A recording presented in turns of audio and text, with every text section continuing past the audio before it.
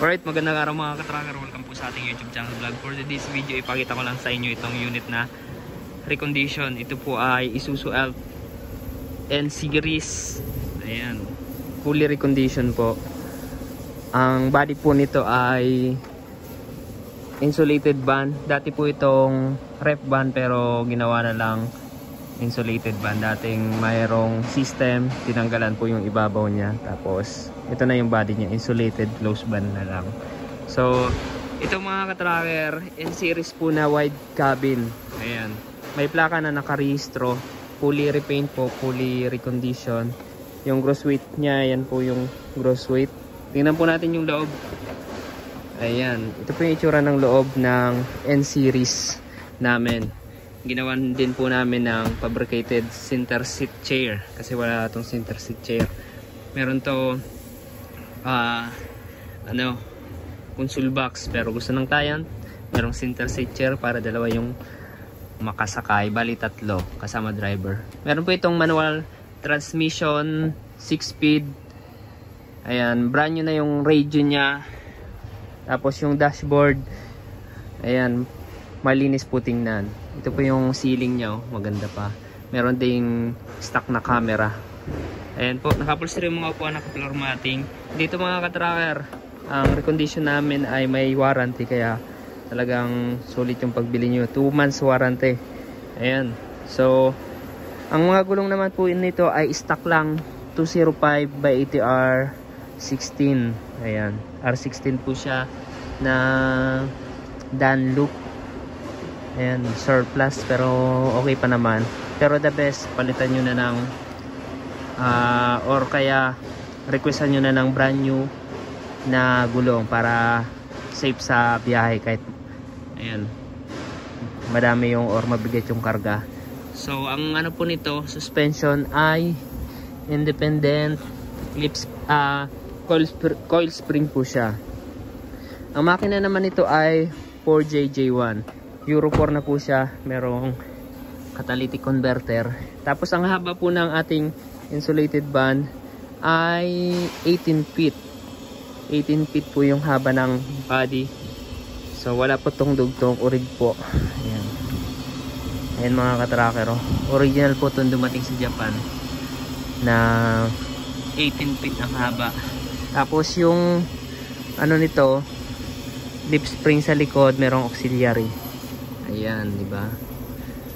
May dalawang stock running guard. M4 type clearance light lang po yung ating mga clearance light. Ayan, standard electrical lights and accessories po yung nakakabit dito. Ito po yung likod, tatlong tupi po yan. Ayan, nilagyan rin namin ng grill yung kanyang daylight para may guard. Tapos aluminum flooring. Ayan, insulated. Ayan po yung itsura nyo, diba? Maganda pa naman tingnan. Pininturahan namin yung baba kasi may mga gas-gas. So normal po yan sa ating surplus Japan truck. Ayan, diba? Tapos meron ditong side door. Ayan, ayan po yung side door nya. Toolbox na maliit. Ayan, sariwa po yung chassis nito mga katracker, oh. Tingnan nyo, sariwa po yan. Ayan, sariwa. Brand new battery na 2SM po yung ating battery ng ating truck. So yun mga katracker, kung naghahanap po kayo ng surplus Japan truck, baka may mapili po kayo dito sa aming mga available unit. Dito lang po kami sa Barangay Mambugdos, Bacoor, Cavite. Ayan, yung odo po niya ay meron po siyang nakarehistro dito na 340,728 km. Ayan. Handa rin natin. Oil, low bat. So low bat po yung battery. Siguro papalitan pa natin to. Hindi natin mapandar.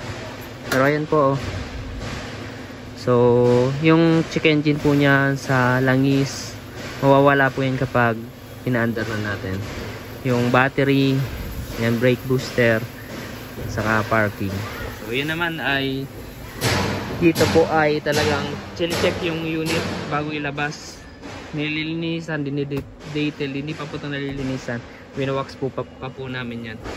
Hindi naman, ayun o, 4JJ1 NTR1SN, diba? Then mga ka-tracker, kung naghahanap po kayo dito, yung mga available po namin ditong unit ay as is condition. Saka lang po natin ipaparecord kapag napili nyo na. Depende po sa gusto nyong pagkakagawa or pagkakayari. Kung ano po yung gusto nyong body, yan, pwede po tayo magpatong body.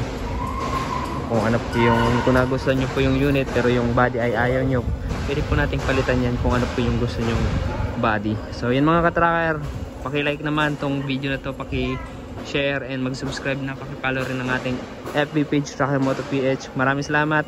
Shoutout sa mga solid subscribers natin dyan. Ayan, sa mga laging nakatutok sa ating mga upload video. Alright, so maraming salamat. God bless. Bye bye.